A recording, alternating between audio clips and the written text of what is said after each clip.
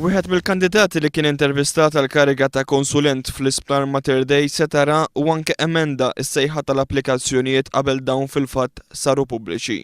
Dan kien żvelat mill-Professur Godfrey Laferla, dekan tal-fakulta tal-medicina fl-Universita ta' Malta u chairman ta' 3 bordijiet tal-għazla għal konsulenti mediċi fl-isptar Mater Dei. F'kummenti mal-ġurnal The Times, il-Professur Laferla spjega kif f'Ġunju tal-2011 huwa kien kiteb lill-Kummissjoni tas-Servizz Pubbliku biex ġibet l-attenzjoni dwar kif wieħed mill-kandidati quddiem il-bordijiet tal-għażla kien membru tal-Kunsill tal-Assoċjazzjoni Medika Maltija, il-MAM.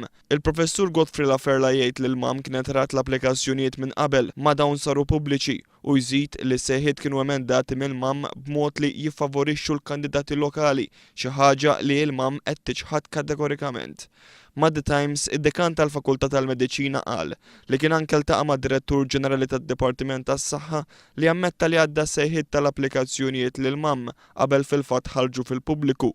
Anke l-Ministeru tas-Saħħa kkonferma li l-applikazzjonijiet kienu diskussa mal-MAM qabel ma kienu ppubblikati, biss kont huwa jkun żgurat li jkunu konformi mal-ftehim li hemm bejn il-Gvern u l-istess MAM.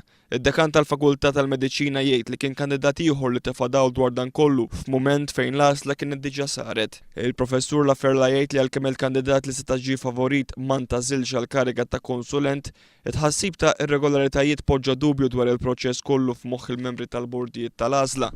Iżid li fitra li kien bagħat lill-Kummissjoni tas-Servizz Pubbliku f'Ġunju tal-2011 huwa kien qal li quddiem din is-sitwazzjoni il-bordijiet tal-għażla ma kienu se jerfgħu responsabilità dwar l-eventwalità ta' inġustizzji. Fl-aħħar ġimgħat il-bordijiet tal-għażla mmexxija mill-Professur Laferla kienu ikkritikati mill-Kummissjoni għas-Servizz Pubbliku għal fatt li ntażlu kandidati għal karigi ta' konsulenti mediċi li ma kinux eleġibbli fosthom ir-raġel tat-tifla tal-Ministru Dolores Cristina.